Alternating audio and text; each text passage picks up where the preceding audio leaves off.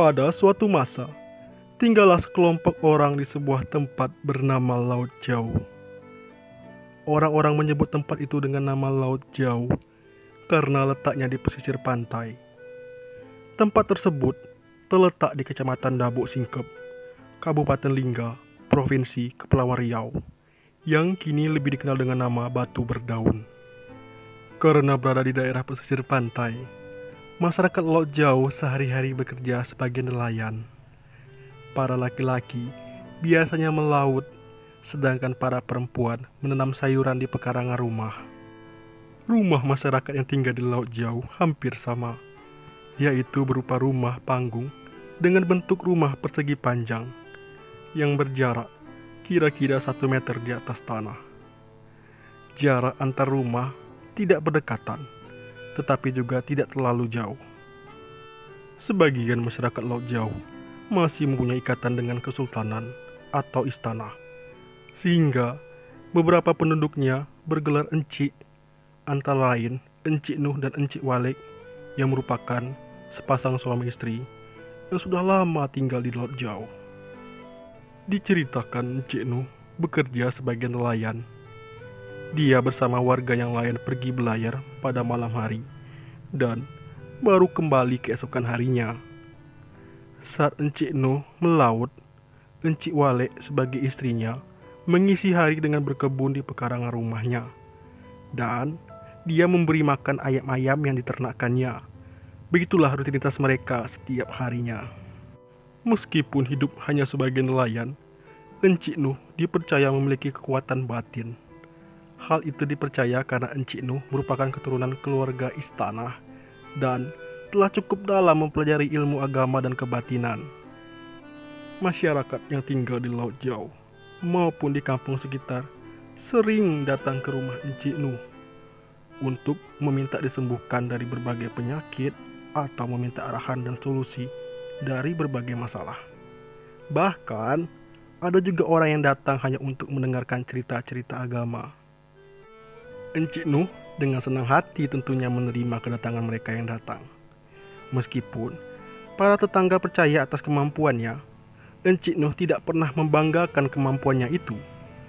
Dia selalu rendah hati dan ikhlas menerima apapun permasalahan yang mereka sampaikan kepadanya. Sikap Encik Nuh dan Encik Walek yang ramah dan rendah hati membuat warga sekitar menjadi semakin menghormati dan segan terhadap mereka. Hampir setiap hari, rumah Encik Nuh dan Encik Walek tidak sepi dari tamu. Terkadang mereka duduk di dalam rumah, terkadang juga duduk di depan rumah, tergantung pada kepentingan tamu yang datang ke rumah mereka. Rumah Encik Nuh dan Encik Walek pun menjadi tempat yang paling ramai di Laut Jauh. Kadangkala, para laki-laki berkumpul sambil membahas tangkapan mereka atau masalah yang terjadi di lingkungan mereka. Mereka pun saling memberi masukan, tetapi biasanya ucapan Encik Nuh lah yang paling didengar dan dipercaya, karena pengetahuannya dalam ilmu agama cukup banyak, serta dapat menyelesaikan masalah yang dihadapi. Pada sore hari, banyak anak kecil berkumpul di rumah Encik Nuh dan Encik Walek. Anak-anak itu berkumpul untuk mendengarkan berbagai cerita agama dari Encik Nuh. Dia memang pandai bercerita, sehingga anak-anak tidak bosan mendengarkannya. Dia pun mengkhususkan cerita-cerita agama agar tertanam nilai-nilai agama dalam ingatan anak-anak itu. Selain karena kemampuan yang dimiliki, Encik Nuh juga dikenal karena sebuah meriam terdapat di pekarangan rumahnya, yang dulunya merupakan tanah keluarga kesultanan.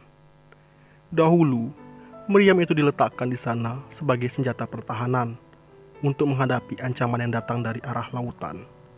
Posisi meriam itu terpasang seperti meriam pada umumnya, dengan arah mulut meriam menghadap ke laut. Sebenarnya, ukuran meriam ini tidaklah besar, sekitar 1,5 meter. Namun karena letaknya di dalam perkarangan rumah, meriam itu sering membuat Encik Walek repot dan terganggu saat membersihkan perkarangan rumahnya. "Pak!" Encik Walek memanggil suaminya. "Bagaimana kalau meriam ini kita pindahkan saja? Kan sudah tidak dipakai lagi. Sayang perkarangan kita berkurang kecantikannya karena meriam ini. Pak, ibu pun jadi susah mau membersihkan perkarangan. Ayam-ayam pun suka bermain di bawah meriam itu. Repot ibu dibuatnya, Pak, bujuk Encik Walek kepada suaminya. Tak usahlah, Bu. Biarkan saja seperti itu, jawab Encik Nuh. Begitulah selalu Encik Nuh menjawab permintaan Encik Walek untuk memindahkan meriam itu. Encik Nuh tidak mau memindahkan meriam itu bukan karena dia malas untuk mengangkat meriam itu ataupun berpikir bahwa meriam itu keramat, melainkan karena dia menghargai sejarah diletakkannya meriam itu oleh para pendahulunya. Encik Nuh yakin meriam itu diletakkan di sana karena berbagai pertimbangan. Selain itu, untuk meletakkan meriam tersebut juga diperlukan usaha yang cukup besar. Meskipun meriam itu agak mengganggu kenyamanan dan keindahan pekarangan rumah, Encik Nuh lebih menghargai sejarah keberadaan meriam itu di sana. Akan tetapi, pada suatu hari terjadi sebuah yang tidak diinginkan oleh Encik Nuh sebelumnya. Seperti biasa, pada hari itu Encik Nuh pergi mencari ikan. Sementara Encik Walek juga sibuk membersihkan perkarangan dan memberi makan ayam-ayam ternak mereka. Tanpa diduga, seekor anak ayam masuk ke dalam lubang yang ada di bawah meriam. Lubangnya tidak besar, hanya seukuran anak ayam itu. Karena itulah anak ayam itu bisa masuk ke dalamnya.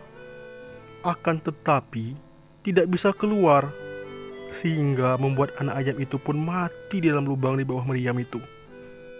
Pada sore hari, saat Encik Walek membersihkan perkarangan dan memasukkan ayam-ayam ternak ke dalam kandang, dia menyadari ada seekor anak ayam yang hilang.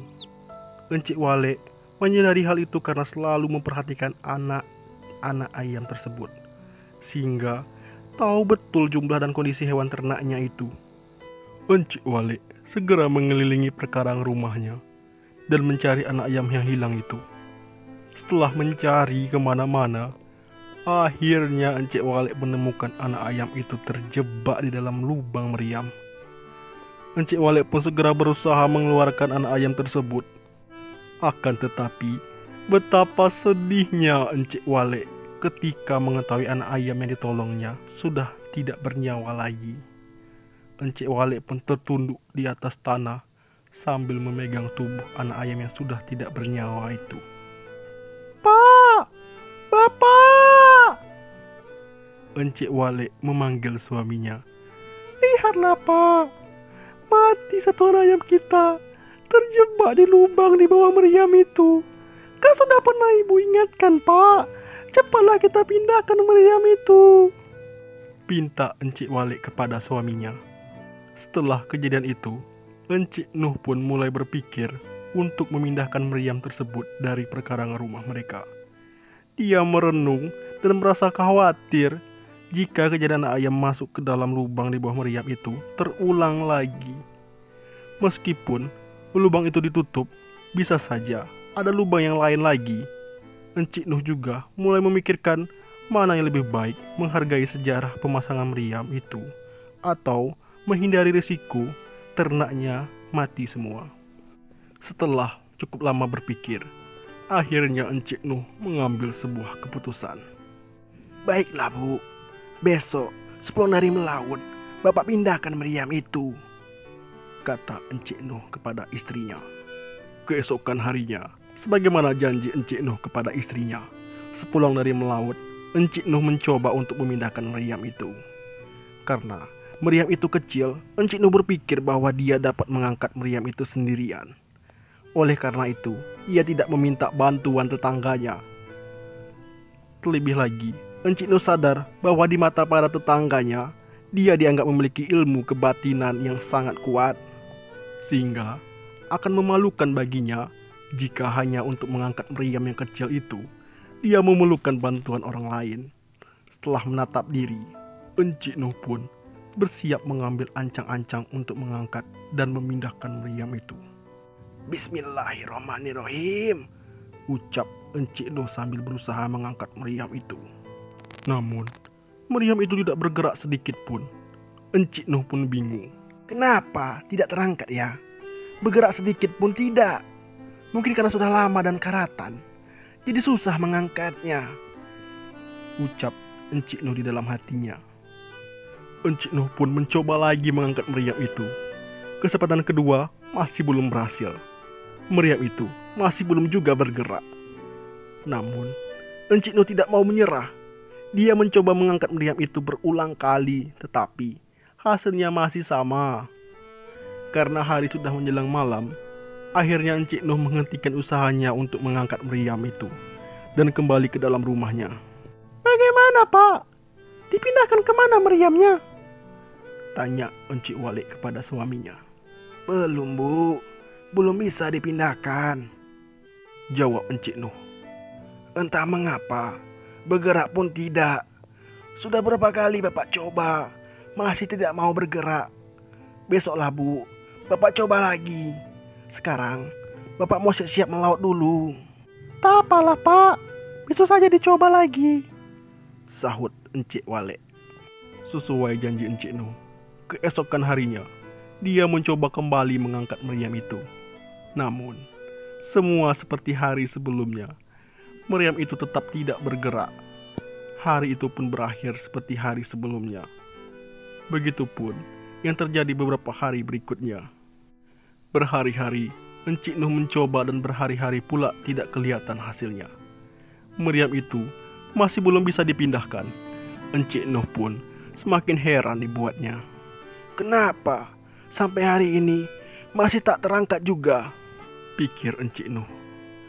Apakah dulu saat meriam ini dipasang diadakan semacam upacara ya? Dan apakah saya juga harus mengadakan upacara untuk bisa mengangkatnya? Encik Nuh semakin pusing memikirkan meriam yang tidak bisa diangkat itu. Perasaannya pun semakin gelisah karena memikirkan hal tersebut. Encik Nuh pun mencoba berbagai cara yang dapat dipikirkannya untuk mengangkat meriam tersebut. Encik Nuh mulai membaca doa-doa dan melakukan ritual lainnya dengan harapan dapat segera mengangkat meriam itu. Namun, apa daya, cara apapun yang dia coba masih belum juga membuahkan hasil. Meriam itu masih belum juga bergerak. Melihat itu, Encik Walik mulai merasa gelisah sekaligus prihatin. Encik Walik melihat beberapa perubahan pada diri suaminya karena belum bisa juga memindahkan meriam itu. Encik Nuh mulai sering melamun, bahkan selera makannya pun berkurang. Encik Walik pada awalnya cukup sabar melihat usaha suaminya yang belum membuahkan hasil. Bahkan Encik Walik turut menyemangati suaminya dan mengingatkan untuk bersabar meskipun usahanya belum berhasil. Namun lama-kelamaan Encik Walik pun mulai tidak sabar dan prihatin, apalagi setelah melihat perubahan pada suaminya. Akhirnya Encik Walik memutuskan untuk menasihati suaminya. Saat makan malam, dia mengatakan untuk tidak melanjutkan usahanya untuk memindahkan meriam itu. Pak, tak apalah kalau meriam itu tak bisa dipindahkan. Jangan diteruskan lagi. Selera makan Bapak saja sudah berkurang begini. Semakin kurus Bapak, Ibu lihat. Tak usah lanjutkan lagi lah, Pak. Tidak, Bu. Bapak harus terus mencoba. Tidak mungkin Bapak berhenti sekarang. Siapa tahu sebentar lagi meriam itu dapat Bapak angkat. Encik Nuh masih belum menyerah. Dia masih penasaran dengan meriam itu. Segala upaya masih terus dia coba, meskipun belum mendatangkan hasil. Niat Encik Nuh untuk memindahkan meriam itu pun lebih kuat daripada sebelumnya, yang sekedar ingin membersihkan perkarangan dari meriam itu. Encik Nuh sebenarnya merasa malu karena sebagai suami dan seorang keturunan keluarga kesultanan, dia tidak bisa memindahkan sebuah meriam. Karena itulah Encik Nuh bertekad untuk menunjukkan bahwa dia mampu untuk memindahkan meriam itu dengan berbagai cara dan upaya. Hari berganti hari, minggu berganti minggu, dan bulan pun berganti bulan. Usaha Encik Nuh untuk memindahkan meriam itu masih belum membuahkan hasil. Encik Walik pun semakin sering menasihati suaminya. Encik Wale melihat bahwa masalah memindahkan meriam itu mulai mempengaruhi hubungan mereka berdua. Bahkan juga hubungan antara Encik Nuh dan tetangga sekitar. Memang Encik Nuh tidak merepotkan mereka untuk mengangkat meriam. Akan tetapi hubungan antara Encik Nuh dan para tetangga semakin renggang. Karena Encik Nuh itu sibuk mencari cara untuk mengangkat meriam itu. Dan dia mengurangi waktu dan semakin jarang untuk menemui tetangga. Bahkan ada kalanya dalam satu hari dia tidak mau menerima tamu seorang pun. Anak-anak kecil yang biasanya mendengarkan cerita dari Encik Nuh tidak bisa lagi mendengarkan cerita karena Encik Nuh terus sibuk mencoba mengangkat meriam itu. Encik Wale lah yang merasa malu kepada tetangga atas perubahan suaminya. Sebisa dia menemui para tetangga dan tamu, meskipun dia tidak bisa memenuhi keinginan tamu-tamunya. Itu karena pengetahuannya tidaklah sama seperti pengetahuan Encik Nuh. Karena itulah Encik Wale semakin sering menasihati suaminya agar hubungan mereka dan hubungan antara mereka dan para tetangga membaik kembali. Lama-kelamaan, ucapan Encik Wale kepada Encik Nuh untuk berhenti berusaha memindahkan meriam itu tidak diterima hati Encik Nuh. Hati Encik Nuh semakin tidak karuan karena belum berhasil mengangkat meriam itu.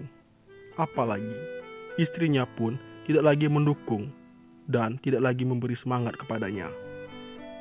Encik Wale juga merasa hal yang sama. Hatinya tidak karuan karena melihat sikap suaminya telah berubah. Saran Encik Wale pun tidak juga diikuti oleh suaminya. Sehingga terkadang keluar kata-kata yang menantang dari mulutnya. Sudahlah Pak, kalau memang tidak bisa, nanti ibu saja yang mengangkatnya. Encik Wale hampir setiap hari mengucapkan kata-kata tersebut.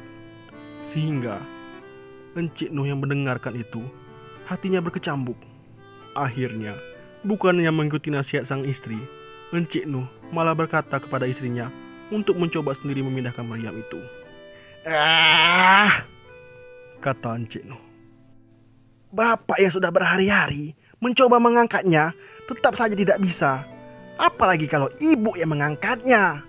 Sudahlah Bu, biarkan bapak saja yang memindahkannya.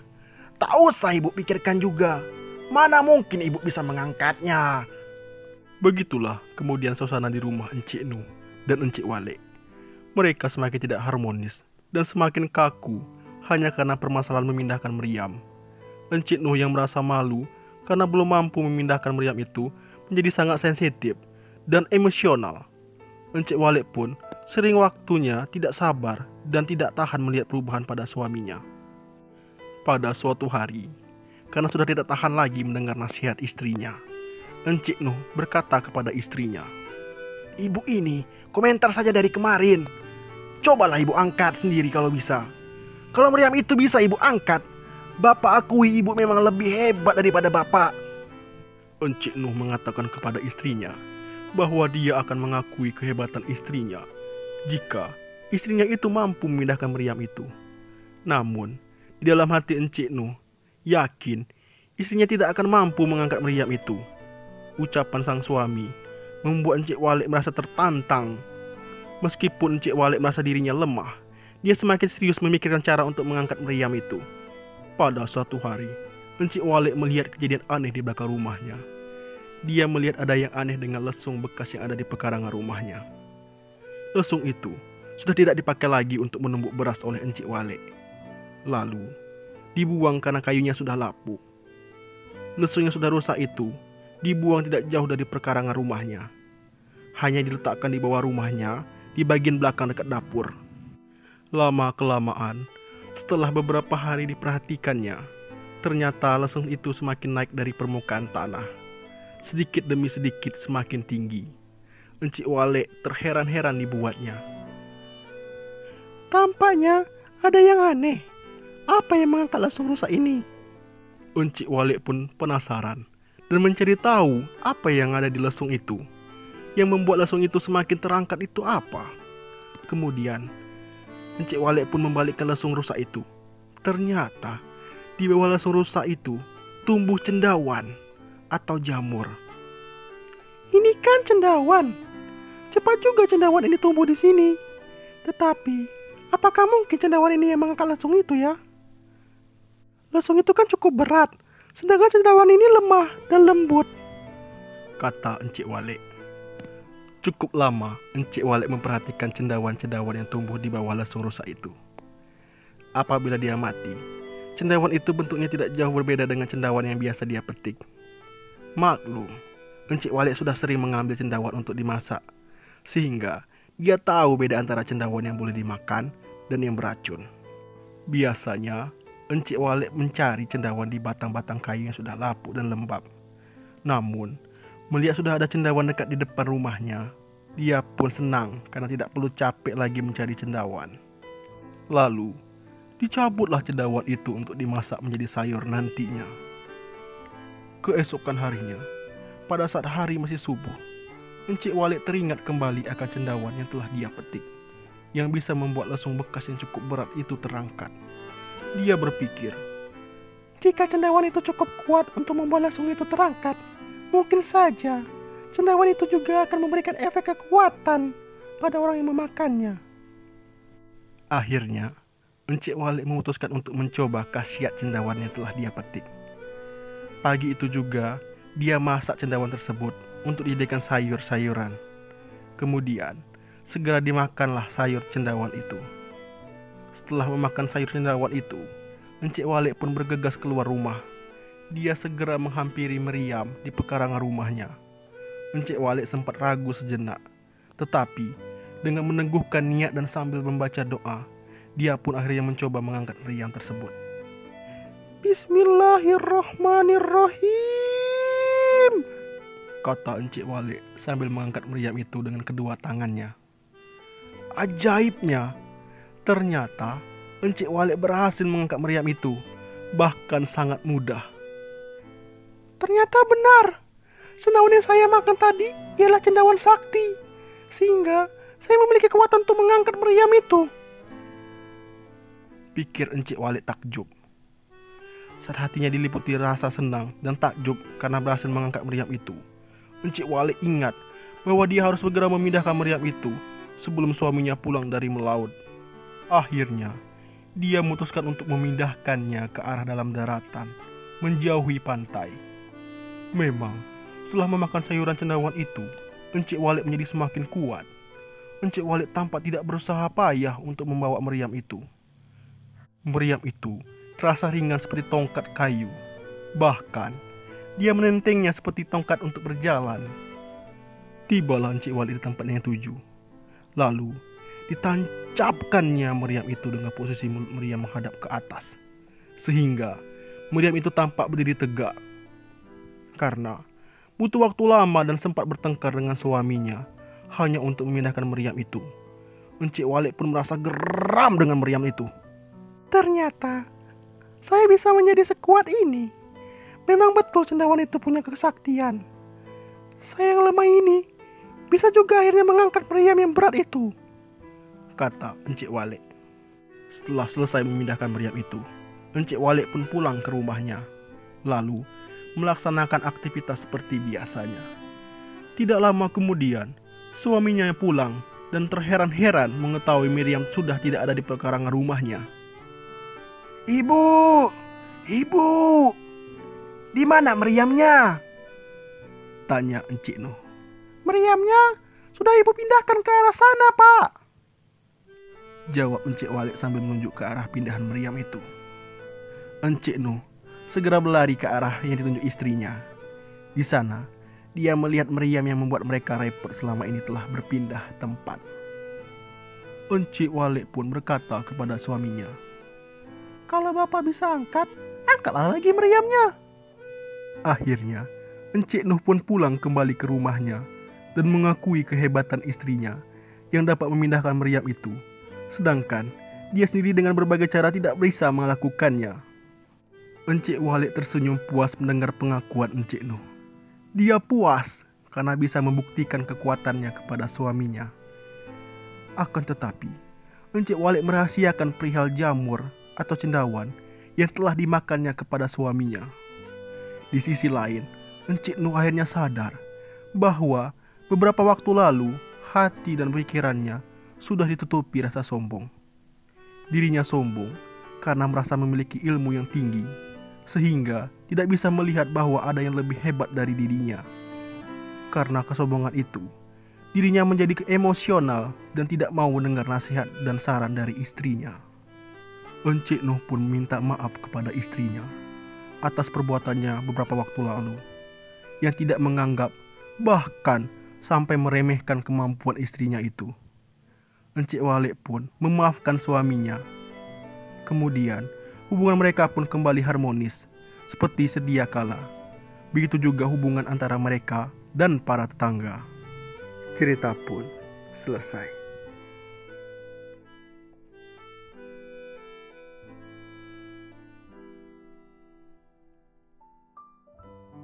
Terima kasih karena telah mampir ke channel YouTube ini.